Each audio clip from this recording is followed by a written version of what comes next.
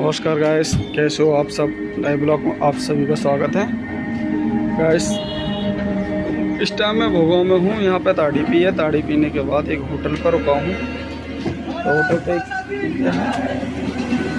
अजी काटता तो ना ही हो अजी।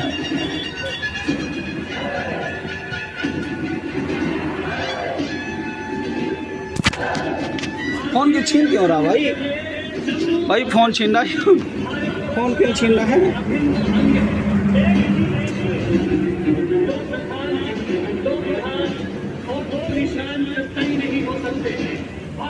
आजा।